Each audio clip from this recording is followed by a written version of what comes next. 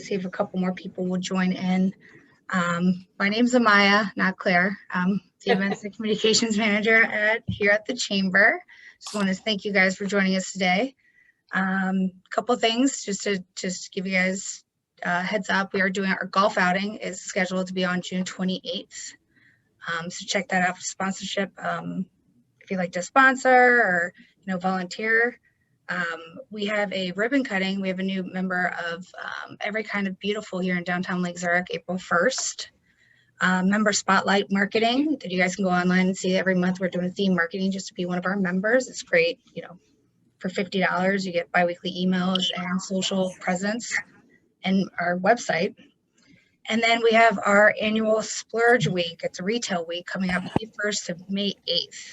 Deadline to sign up for that is April 9th. You can check that on the website. Again, thanks for being here for branding strategy. And I'm going to start off with Chris Geimer with Chris Geimer Design. She's going to take over, and we ask that everybody put their questions. If you do have questions, just submit them in the chat, and then we'll try and get them to them towards the end. So if I could share my screen, Amaya. Yep. It says the host has to enable me. Yes, I did. Here we go. There you go. It should be doing it. Is it not yet? Yes. Right, it's got the... Are you good, Chris? I am. All right, perfect.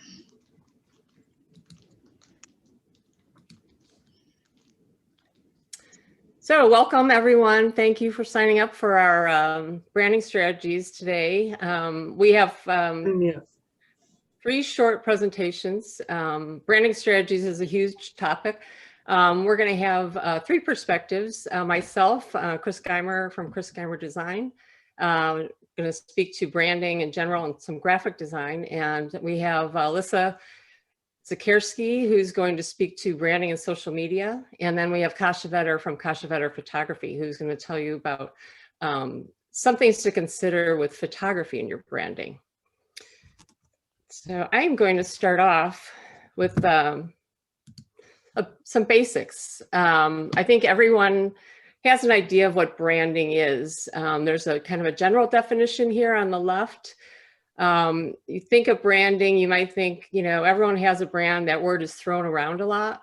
LeBron James has a brand. Companies worry about what they might do that might damage their brand. I like this quote on the right, which is from David Ogilvy from Ogilvy and Mather, a famous advertising executive, extremely successful. And his quote is that branding is the intangible sum of a product or service's attributes. And the key here is the intangible part.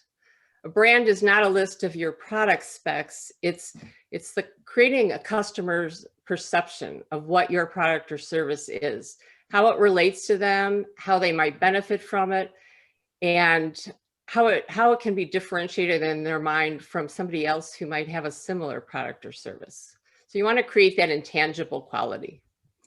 So as far as what questions go into creating a brand, this is a pretty broad topic, but some questions you might consider are, what are your strengths and weaknesses as a business or a product? And then what are your customer needs? How do those two mesh? And then who is your competition and what are their strengths and weaknesses? So you definitely want to be aware of all of those factors together. And you can look at some other questions, two other questions. How does your customer view you and how do you want to be viewed? Sometimes the assumption is that these are both one and the same. That's not always the case. A lot of companies go out periodically and actually interview their customers to make sure that their perception of what they're delivering is the same as what they perceive their offerings to be and what their benefits are.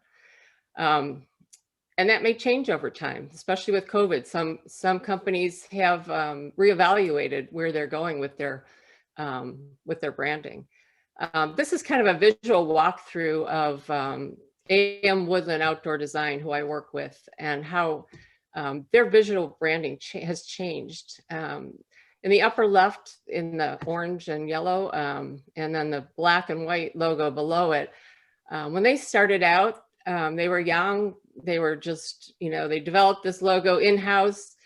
And what they were to their customer is, and what they were looking for is anyone who needed any kind of lawn and garden service, any kind of tree planting, anything, any kind of landscaping service, basically, was a great customer for them. And they were good at it. They grew, and a number of years down the road, they had the opportunity to buy Woodland Landscape Contractors and Nursery, which was a huge step for them because Woodland already had a presence in the marketplace. They were a well-known brand that had established itself as a little more upscale and had a trusted client base. So at that point, they definitely needed to reevaluate where they were in the marketplace and what their branding was. So it came up with this logo on the right-hand side. So some of the components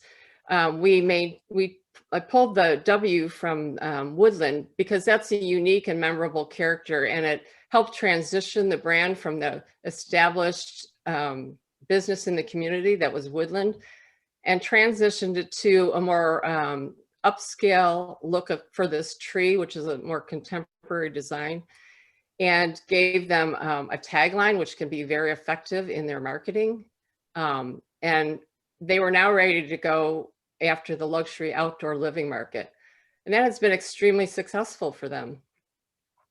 Below their current logo, you see the tree in the circle. And Alyssa will speak to this a little more. When you're doing your branding, you need to be sure that you're thinking about your logo and your branding across different platforms. When I do a logo and branding project now, as far as deliverables, I will look at an icon, which is like abbreviated version of your logo, so that when somebody sees you on another platform, there's no confusion and they know at a glance who they're looking at, because it's consistent with your branding across the board.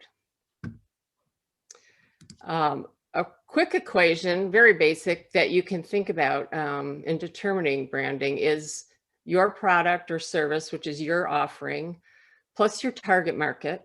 Who is that base that you think is a good mesh for what you're offering? And then your unique benefit. Obviously, there's other similar offerings to what you may have, and they may be going after the similar target market. What are you offering to that market that is unique to your business? And how can you leverage that and become a key part of your brand, or that perception that you're creating in the customer's mind that we talked about earlier? So visually, what is that made of? There are 5 basic components to visual branding: logo, color palette, typography, imagery, and layout. These apply to any materials that you may be putting out in the marketplace. I show this example of course, well-known, everyone recognizes as Target. They are extremely successful at their branding. I mean, they have a store that has similar products to what other stores might offer, shampoos, soap, some groceries. But they've created a brand as being a little bit fun. They have created great spaces. They have design to everything in their store. It's so well thought out. And they become Target, which is the place that even if you want to just have to go get some basic stuff, you want to go there, and people enjoy spending time there. And it's become extremely successful for them. So you see at the top the logo, which doesn't even need their name by it anymore. To the right is the color palette. This is a key part of, especially a large corporation's branding guidelines. So they'll have a branding guidelines manual, which is probably many, many pages long for a company like Target, but it can also exist for a small entity. And basically what this does, it establishes your, it usually starts with your logo colors, so that every person that is going to reproduce your logo or use your logo knows exactly what color red that is. you have secondary colors, and then accent colors that can be used to complement your basic colors. So you have enough flexibility, but things aren't going to go off the rails because somebody decided to do something really out there. Kasia will talk about a little bit about photography, but you see the styling of their photography has even been well thought out. And at a glance, you know exactly where that image is from and who is behind it. As I said, branding can start small. I have a client who is a large school district with 4 high schools. And in the Chicago area, they cover a large geographic area. And who's their target market? Their target market are the residents who are paying taxes into their school system. And because they're so large and spread out with different schools, their messaging to their community was all over the place. And they found they were losing credibility and losing messaging because people didn't know where it was coming from and it didn't look professional. So we developed some simple branding guidelines for each school, how to use a logo, how not to use a logo, some colors, some fonts and typefaces, and gave them just a simple platform so they can start to unify their voice. So when something comes to them, a resident, whether they have a student in one of these high schools or not, it comes across as professional and credible and something that they want to engage with. So I will leave you with one word on my portion, consistency, consistency, consistency. It's just the keystone of branding. And it seems simple, but it's so easy to get away from because we have so many creative tools now. And we've got people creating things, you know, that may have some experience, may not. I would tell people to take one of everything of what you're producing, you know, your business card, your invoice, your flyer, your screenshots of some of your online presences, you know, your ad from a local publication. Put those all together and take a look at what you see. Is there consistency between the pieces?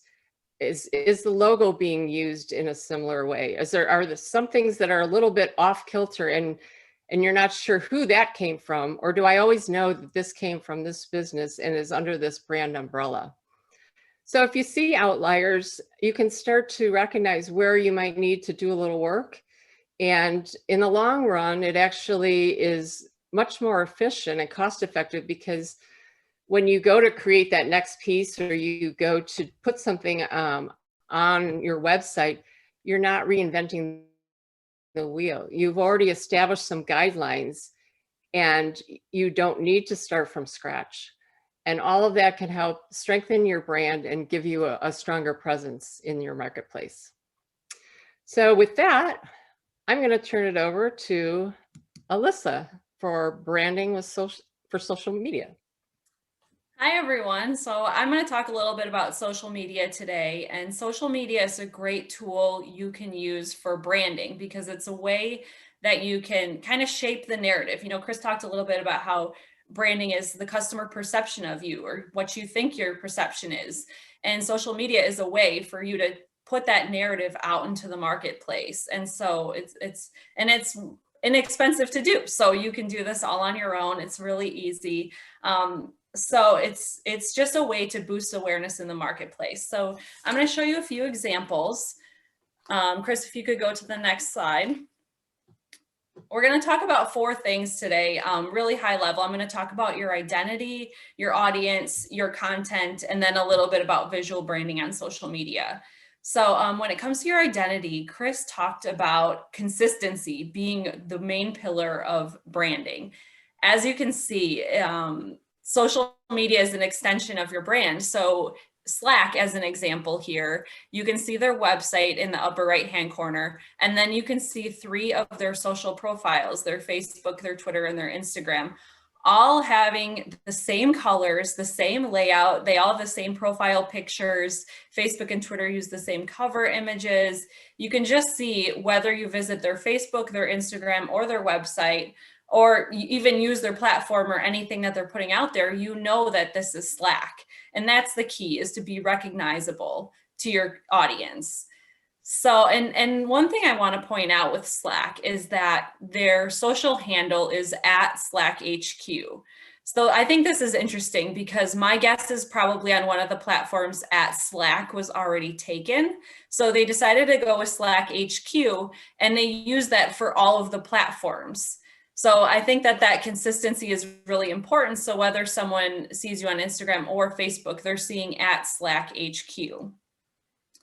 And one thing that I want to talk about today too is that it's really important to be consistent, always consistent. So having an inconsistent presence on social media is, in my opinion, worse than having no presence at all. People, you might confuse your audience if you go on their Facebook and they haven't posted in several months or a year. You might not know if they're still in business. You might have questions about it. So having that engaging conversation on social and being active is really important. So sometimes it's great to choose just one or two platforms. You don't have to be on every platform. Choose one and do it really well.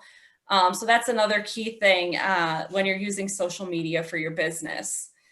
So I'm going to show you another example of another company's identity. Chris, if you want to go to the next slide.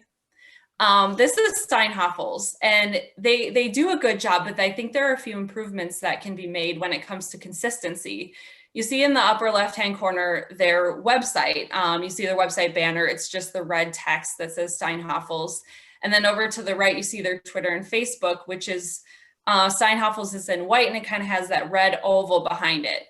And maybe that's their secondary logo that they want to use for social. But then if you look on Instagram on the bottom left-hand corner, they're using the red Steinhafels text again.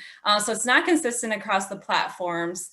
And in some cases, they're at Steinhafels Furniture. In some cases, they're at Steinhafels. So it's just a little bit, it could be confusing to someone. I mean, obviously, we all know Steinhafels is furniture, but we just want to maintain that consistency across all the platforms.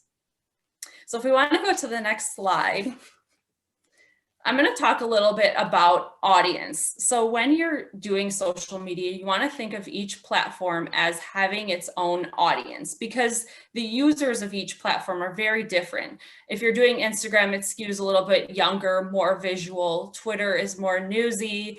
Facebook skews a little bit older. So each platform has different demographics. And I have more detailed information on demographic usage for each platform. So if you have any specific questions about that, you can just reach out to me and I can provide those graphics and that information to you. I'm not going to deep dive into that for the purposes of this discussion today. But you can see here in this example, there are two very different companies. There's LifeLock and there's What's Cooking.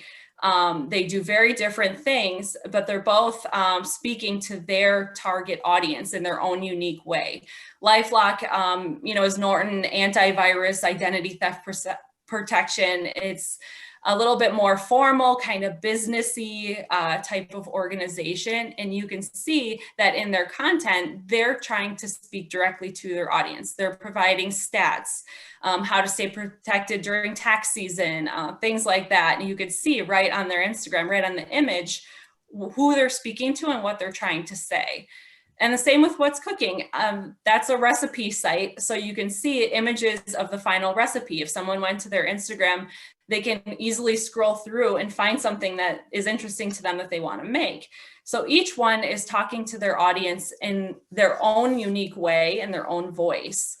And so I think that that's really important. And I also think one thing to note is it's easy to get caught up in follower numbers. I want more followers. Everyone always wants a lot of followers on social media, but really it's more important to have engaged followers. So it's more important to have, say, 5 followers that buy your product or service than have 2,000 followers that don't. So I want to just make everyone aware not to get caught up in those follower numbers, but in more of engagement. Who's liking your post, who's commenting, who's asking questions about your products. Those are the customers that you want to engage with. And that's where your branding is going to shine through.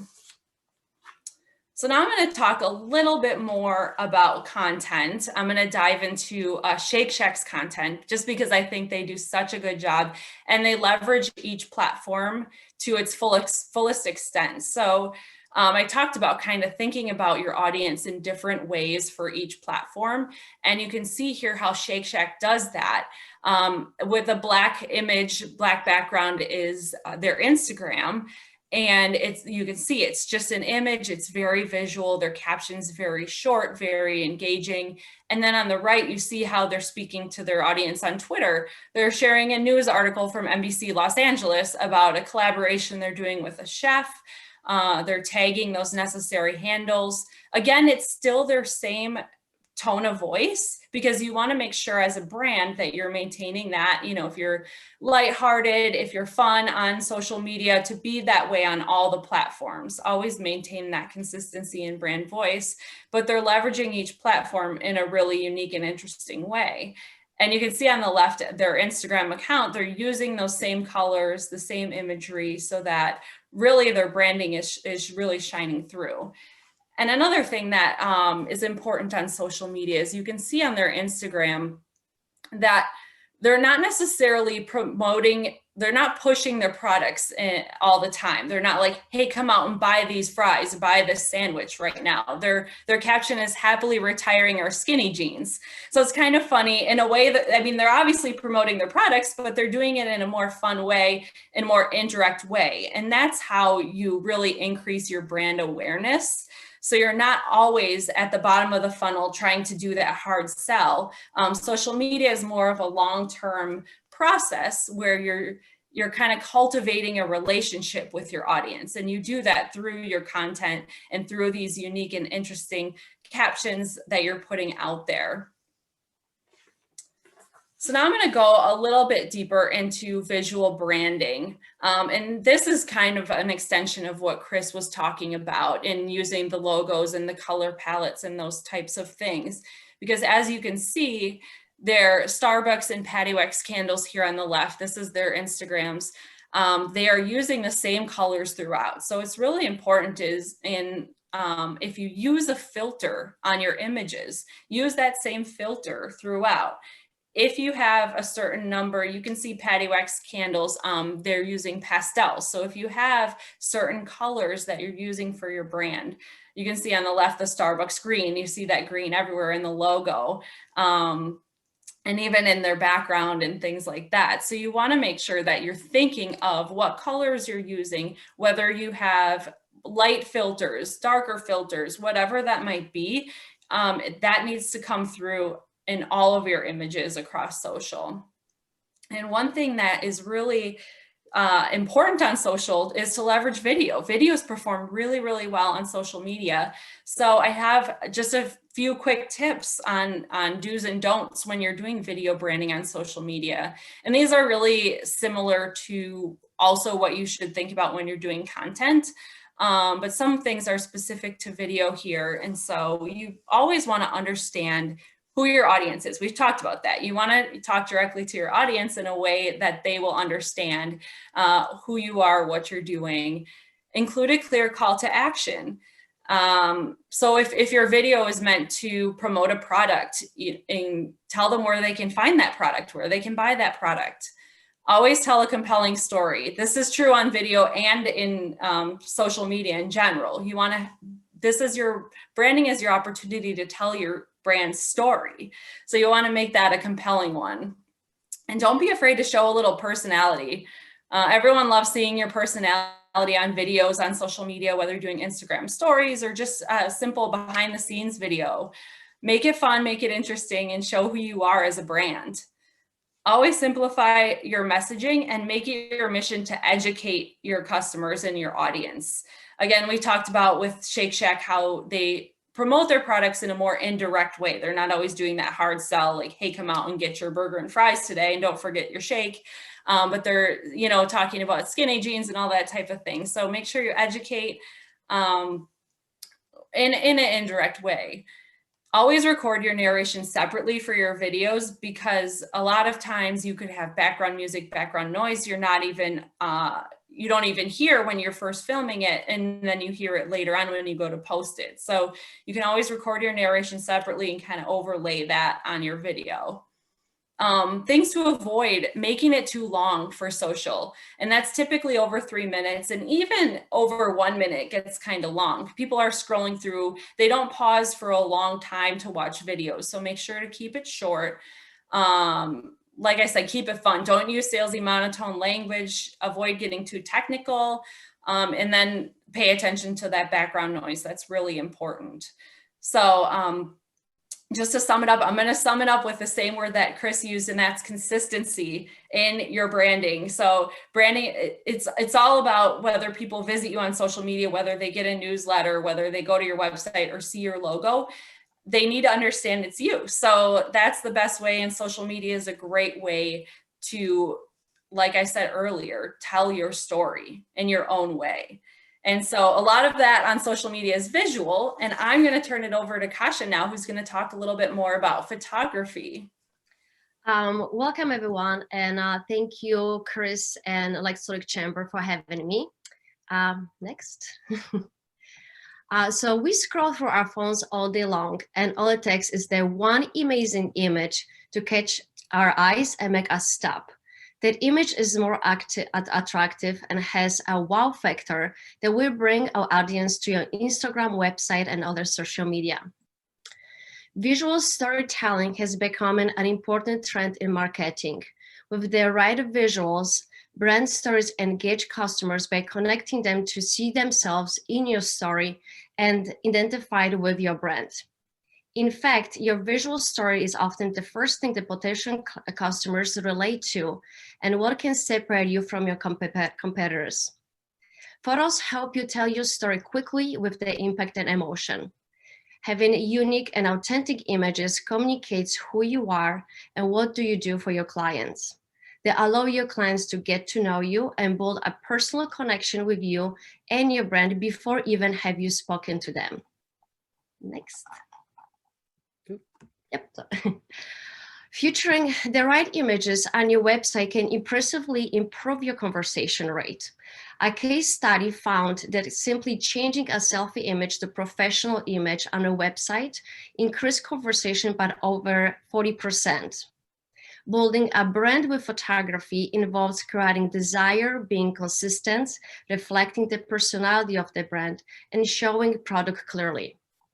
No matter how and your phone is, nothing can compare with the quality produced by professional photographers.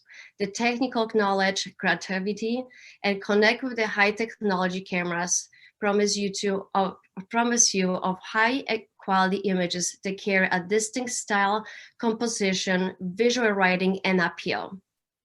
The images produced by professionals are the ones you need if your goal is to show customers the quality and uniqueness of product of brand.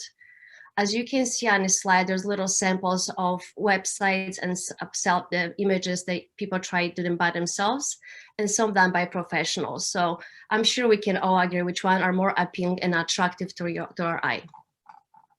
And next. We have all the experience of having our expectations dashed by outdated photography. We might wait in a coffee shop for 20 minutes for our next meeting to show up, only to realize he or she is been sitting right next to you for entire time, all because the headshot on the website is 10 to 15 years old.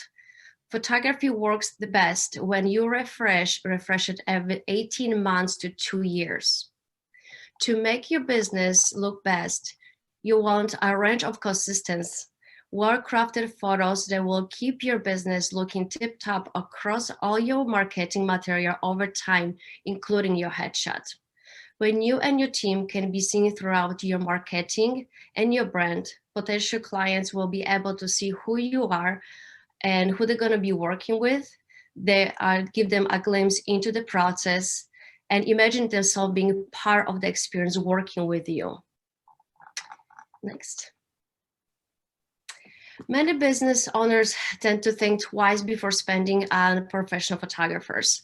Some prefer to simply go easy around and use stock photos or ask one of the employees to take photos of the products. While it's understandable for business to closely follow financial spending, it is also important to emphasize that getting help from professional is essential branding investment. Your company will benefit a lot, especially in terms of product service, awareness, and customers engagement. There are several reasons why stock photos and images done via phones will not be able to deliver the message you want your customers to understand. For example, your product is a chicken sandwich. You don't have time to hire a professional photographer, so what you do is get a photo of sandwich from stock photography website and use it to market your product. As there are a lot of great quality stock photos, your customers will be visually attractive to it. But since it is not a photo of your actual product, what you are selling is not yours. It's not an authentic representation of your product, and your customers will feel that being played. And next.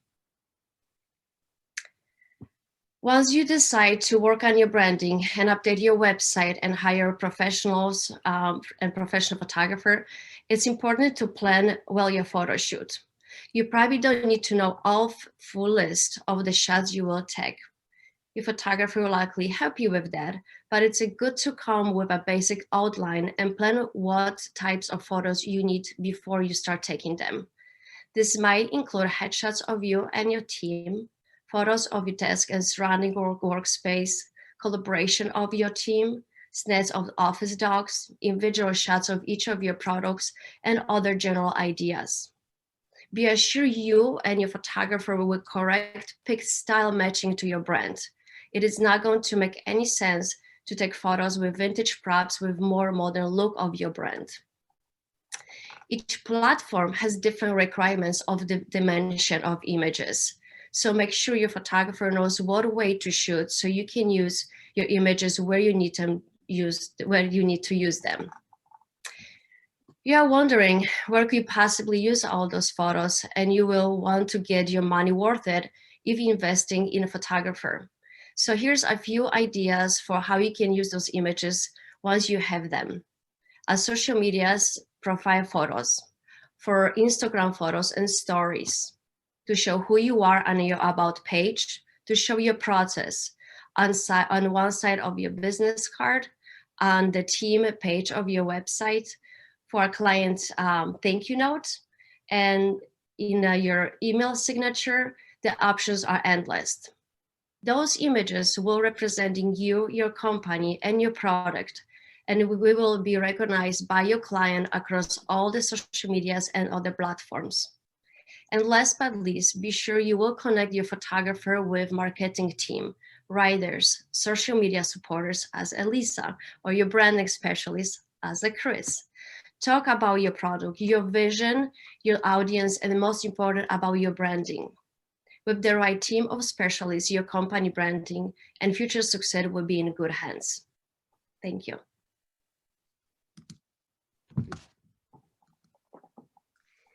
So that's our individual take on some information about branding strategies. There's a lot of deeper dive information or specific questions that you might have about your particular situation.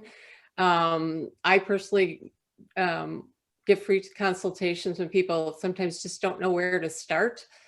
They know they should be doing something, but they don't know what, and they're too busy doing their own thing. And I'm sure that Kasia and Alyssa are available for any specifics or questions.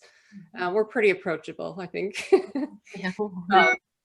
But if there are, I don't know that there's any questions, but does anyone want to jump in with any branding questions or experience that you've had or have not had when it comes to how you're getting your name out there? Yeah, well, no problems. Chris, yeah, so I just wanted to echo what Kasia said. So for those who don't know me, I do website design, and so often I see clients come to me with a picture, a photo that was taken, and it can be a very nice photo, and obviously they had it for a specific need, maybe a cover of an annual report or whatever, and then they want to use it on their website, and it's just totally the wrong perspective. Kasia was mentioning social media has different dimensions and things. I guess my advice to people is just don't just think of the specific need you have right now for the photo, because often all it is zoom out, turn the camera, 90 degrees or whatever. You're all sitting there. The prop or whatever you're taking the photo of is there. You can take some other shots that would make it easier to use that same subject matter in different places. Everything from on a back of a business card to social media to annual reports or whatever. It's just a shame. I just feel it's a shame when people have gone to so much work to get that awesome shot, but it's taken in a way that it's very limiting where you can use it. Well, I think, Go ahead. yeah, what I think, we discussed it before, what people don't realize, when you decide to actually go and rebranding or change something or upgrade your branding, it gets a little bit more than just one branch. It doesn't take just, let's work on the social medias, forget about the we are love brand with our brand, with our logos. Or let's, work on all of that, but let's just use the selfies. And I think people don't realize when you're really ready to step in and step out and just really bring your branding to next level, you have to reach out to different branches of specialists to help you to really get there, to really take your company to really stand up from other ones and get worth it of your time and money if you decide to do it. What's nice about working with photographers like Kasia, who I've worked with, is you don't have to, you're an expert at what you do, but it's, you can say, this is the shot I want, I can picture it. And she can say, that's great. And here's a bunch of other possibilities that I see as a photographer. So as Kent was saying, she can bring that to the table and things you never even considered. And you're going to get your money's worth because you've got this arsenal of photography that you're going to be able to use for everything. You're not just going to be like you said, oh, I was there, why didn't I take that other, you're going to be all set because she's already been there, done that, right? Absolutely. Oh yeah, and it's just the communication with clients. A lot of time, my first questions: what's your vision in your branding? I want to see your website. What you have done in the past. Just really connecting with the clients on the level where they want it to be. What do you want me to deliver for them? Talk with the social person. Just there's a lot of these people.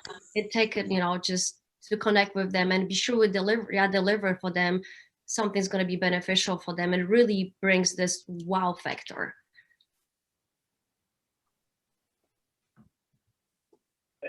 So I have a question. Hey, Brian. Hey, good afternoon, everybody.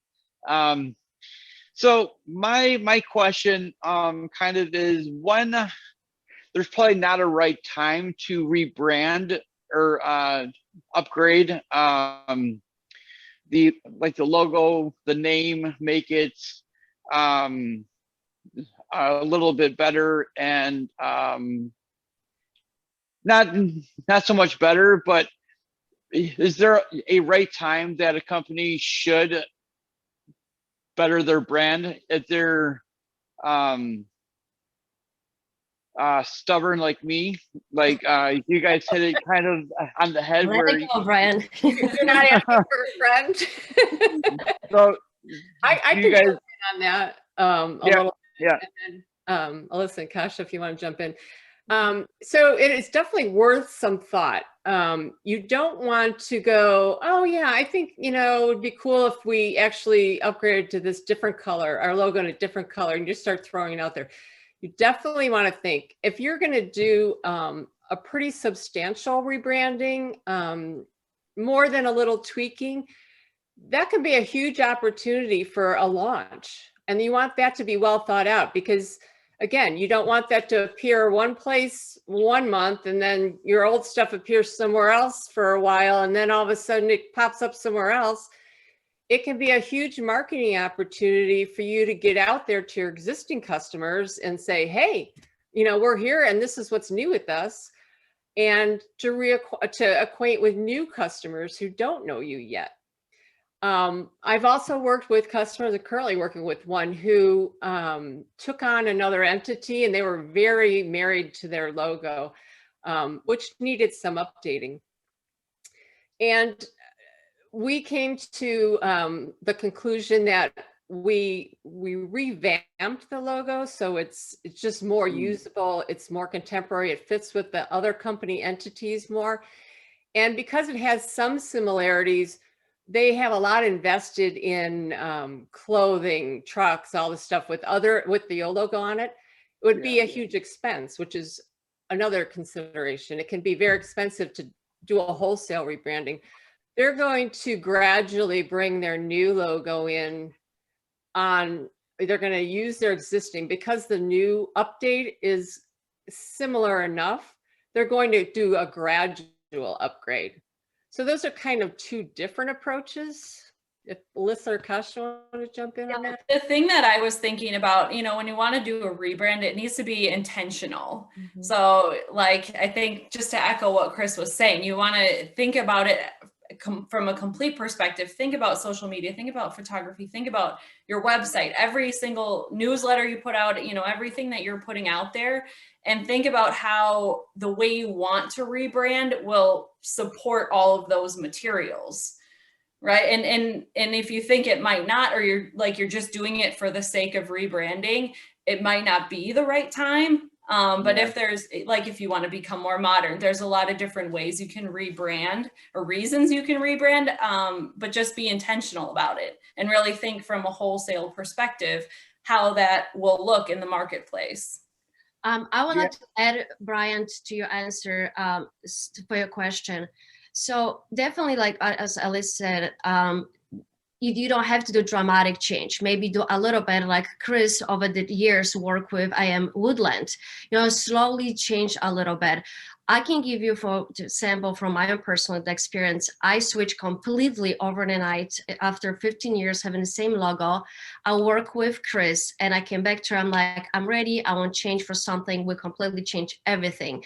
And it was, I had a vision for years and I was actually ready to do it for, you know, for a long time. So when I did it, the only thing is it takes a little process, because when you're going to make this dramatic change, I want to be sure you want to be sure you really go across all possible platforms you can. At some point, you're going to find this old account open and it's going to be all the logo. So you have to be sure, if you're going to do it, be sure then you prepare for this change. Maybe do like a little announce to your customers about, hey, we're looking for our new branding, something like that. So announce maybe your audience that they change coming, so they'll be aware of change. So later overnight, if you don't see new logo, it's like who you are. But I guess that my opinion, you have to do a little bit gently, just not do extremely as you know, as you should. It worked for me. I'm happy with that. It didn't really affect, you know, anything on my end, losing clients or like who you are, or nothing to do with you. I needed this change, but if you do it, definitely be sure then you really get on it and just really be sure then you're going to do all the way across your all platforms. So it takes a lot of work, but if you're ready to update your logo, you know when it's a good time, when you realize that if your logo looks like too much, you know, 1984, you know you have to kind of move on from that. Yeah. So real quick, somebody was talking about, if I can ask this other question, somebody was saying that most times a lot of people do their own pictures and own stuff and own that. And so I'm getting to that period in my business where I can't do all that anymore. And I'm thinking about outsourcing and getting some people in to help me with the advertising, because all my like ideas, like I've done the last 4 years, and I need just fresh ideas. And so there's a couple of people that I want to connect with soon, just to have a conversation. So this was a good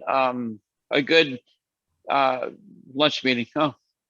Yeah, well, yeah, definitely. And I'm sure we can connect with you, Brian, and, you know, we can go far with your concerns and help. And it's definitely hard for most business owners to let it go at some point, because, you know, you try to do everything. For example, my husband, Brian Vetter, who has his business for past 10 years, it was hard for him to let it go a couple of things, but at some point you just have to give your branding giveaway to people who know they're doing, and they kind of take a little bit of your plate so you can focus on a business. You have to worry about some of those things. Very true. Very true. But the good thing is you're at that point where you're ready to hand off some things. Yeah, which is great. Congratulations on it. Yeah. And I just want to make a comment. As part of the food chain down the line with promotional products, I really need a graphic artist, or at least somebody who has one, so that they do know what their colors are. They have good photography. I live the nightmare of all of those bad things.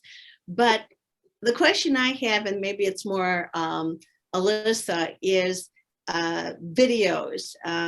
There's different platforms of where you put a video. There's, a website, and then there's Instagram, or there's this or it's that. Can you just in general address what is the lifespan of a video? When should you have a new video versus, or a longer, shorter video? Yeah, that's a great question, and it can be answered in a lot of different ways. The key is like what you're showing in that video. If it's a how-to video of a service that maybe you no longer offer or something like that, then it's time to update your video.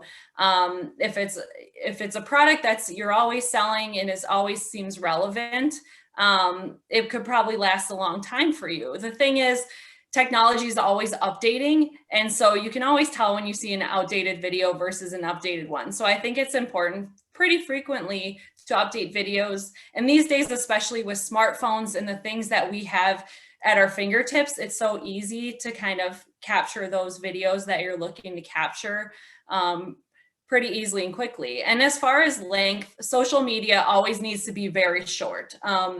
They say keep it under 3 minutes. I say keep it more under like 1 minute, and even closer to like 15 to 25 seconds for a video, because people are scrolling. They just don't have the attention spans to stop and watch a long form video. On your website, however, that's a great place for if you have testimonial videos, if you have maybe your employees put together a video about working there, or about your products even, that's a great place for your website. And then just short snippets on social media. Okay. And another thing too to keep in mind is the aspect ratios of those videos. So Instagram stories are vertical videos. If you want to do something on YouTube that's more horizontal, your website can be kind of whatever you think, but you want to think about those aspect ratios and how they'll look on social media as well. Vertical, horizontal, what those sizes might be. Okay, thank you. I've noticed some right away, that somebody's updated something when everyone appearing in the video has a mask on. Yes. Oh yeah. I'm like, oh, that's current. Yeah. A personalized mask, right? Well, Yeah. a personalized mask with the logo from Suzanne's company. But yeah, I see more and more of that now. It is kind of funny, but. Or you can see the old commercial with a little bit, upgrading the work over the COVID for, about we need to change some things. So we have great commercial. We're going to use them, but let's throw a couple of modern pieces, a mask. Yeah. Right. So let's see if we have any comments. Oh yeah, I see John comments. Same with newsletters or emails, short and sweet. Yeah. So true. I see newsletters because I do a number of newsletters for clients. I get an email with a newsletter, and the lines are barely spaced. It's the most dense thing you've ever seen, and you open it and you close it because it's like, nope, not reading that today. So there are techniques to get people to read through newsletters, whether it's pull quotes or things that will grab you, good photos. But yeah, people's attention span, I often wonder in the next generation exactly what the attention span is going to be. It's going to be all emojis. Yeah. Yeah. Well, I feel like, is there emoji for that? I can't write. Well, I would like to add to what Chris said about the emails. If you decide to use any photos on your emails, be sure it's resized. Sometimes I get email and there's little email, there's like, boom, Johnny's face. And so just really, if you decide to use, your portraits, pictures somewhere for all your branding, be sure it's resized and pretty decent size. It's not like all about my face or someone's face. Not that I don't see someone's face that close, but I rather actually have room to read the text and see the eyes. or knows? Yeah, it's almost like there's a whole category of knowledge of people that are trying to use these resources, and I get calls all the time, and I'm a resource for people. They're like, a vendor needs a vector file. What the heck am I going to send them? Or can I build this JPEG up to 8x10? It's a lot for people just to take in, and so I'm happy to answer questions for people. It's just like, send me the file, I'll take a look and see, because it's just too much. And I have customers that I've answered the same question over and over and over again, and that's fine because they're good at what they do and I do what I do. Ken had a question. Oh, I see. I can speak to that. So Kent in the chat said, you mentioned voice as part of your brand. Can you speak a bit more about that? So I could do like a whole segment on tone of voice in the brands, all of that, but voice is very important. So you want to think about yourself as a brand. Are you formal? Are you fun? Are you, what kind of way do you want to say? You obviously know what you want to say, but you also have to think about how you say it. It's very important. So are you saying, hey folks, what's going on? Or are you more businessy, like in that example I showed with Norton antivirus and the recipe site? You need to think about how you want to speak to your customers. And there are a lot of buzzwords to use around that. Are you friendly? Are you relatable? Are you, you always want to be authentic to who you are, and use words that you would use, especially on social media. Social media is such a personal platform that you want to make sure that you're authentic and standing behind the way you say things. Does that kind of answer your question, Kent? Yeah, it does. It's one that I struggle with myself, just to be consistent with the voice. And I think what I have to remind myself of is, that's in all forms of doing business. It's when I show up at an after hours event, right? Mm-hmm. If my brand is all, oh, fun, whatever, yeah, come in and have high fives. But if I'm not that, if it's a more uptight, type of thing, you can destroy that brand, right? If you don't represent that in person or social media or in your emails or whatever. And just, I try to stay, the line, but it's hard sometimes. You forget about it, right? Mm-hmm. Yeah, that's one of the really important things about branding, because people, say someone meets you, Kent, and then they visit your website and they're like, wait, is this Kent's website? Or, is this Kent's social media? This doesn't seem like the guy I met the other night at the after hours. So you want to make sure that you're thinking about all of those things, and especially you, Kent, who are a business of one, that you're promoting yourself on your social media and website in your own personality. And don't be afraid to show your personality on social media. That's a great thing to grow your brand. People get to know who you are, know what you stand for, understand on a deeper level what your brand is. And so that's a great way to showcase your personalities through your voice. So Amaya just highlighted in the chat. Yeah. A good tandem to this discussion. Actually, Alyssa is going to be. Alyssa is. It'll be more in-depth videos. I kind of touched a little bit on it today, but if you want to sign up for that solopreneur event next week, I'll be talking a lot more in depth about video specifically. I have another question, if I can. Sure. Okay, cool. So I'm going through this weird transition stage of some people think that we're just interior painters. Some people think we're just exterior painters, just kitchen refinisher painters, or just this or just that. So my focus is not to like rebrand, because I have my look like everywhere, right? So that can't change, but the focus is to make it so everybody gets to know that we're a full service, full scale painting company.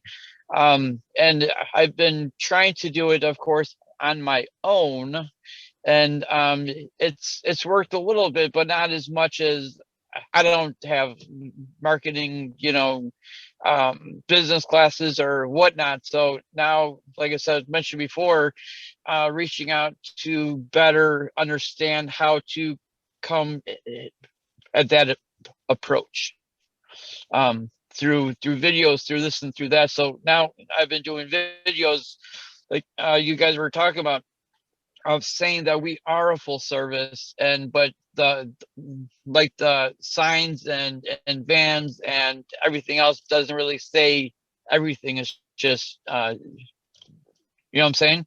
So all that wrapped up into jumble, that's my question. And I think this is going to be for Chris. I just want to say something quickly before. I mean, probably the worst part of when you're looking for changes like that, to kind of be sure you're going to just really be more noticeable with, give you one simple logo with more information. You're going to have to make sacrifices of, you have 100 of brochures. Once you're going to change that, you're going to have to just give them away. Throw them away, forget it exists, don't care how much you spend. And probably Chris can tell a bit more how to get to this level. But at some point, probably when you're going to change for a little bit more modern look or anything, you're going to have to let go those old brochures, let go those logos. And it's a cost and a little investment, but at the end of the day, I think it's worth it. And Chris, you have more, I'm sure, to say something about that.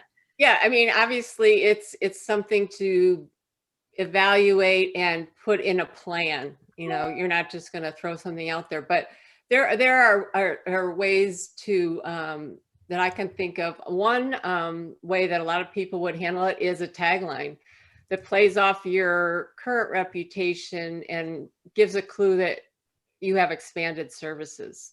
So taglines can be hugely effective. They just can't say, we offer quality, whatever. We offer quality painting, it needs to be a benefit statement to your viewer. Tell them what that unique quality is about you and why you stand out because of that. The other thing you could do, visually, is become painting within your identity becomes much more secondary. You are now new generation painting or kitchens or whatever, you've already established a reputation. And so, everyone knows you do painting. So you can, become that entity as you're the resource now. You are new generation. It's just, some brainstorming from this end. But it would be something you'd want to have a plan to do, obviously. Yeah, and you've got a lot invested in what you've got now. And there's ways to do it, a little at a time. Well, you did a great job on the Emerald Woodland, with great transitions going from one and the grow and the branches. So, well, what's nice, working with them, they are just expanding like crazy. And they have, I believe, 5 other companies now. I've done the logos for one was one they brought on, and one was I did 4 of the logos for them. And they are for different entities, but visually we've created a brand that, like, when you see all of their social media icons in a row, they all belong together as a set. So they have an umbrella company now, and because it's thought out and because there's style and colors that go together, and the way that they present the logos and the visuals on things, it doesn't have to be apples. They can be completely different companies, but it's been a lot of fun just seeing them grow and being able to interpret all their growth visually. Yeah, I do actually work for them too, and actually I help them every few months upgrade their images on their website too. So, like I said, it's great to see all the local businesses growing, and and help with them with their branding and growth. Right. And social media is a great way. I just want to say it's a great way to easily update. If you're expanding your services or you want to highlight a specific service, that's a great way to, hey, we also do this, we also do this. Just keep reminding your audience of that on your social media. So I see that we're at 12:59.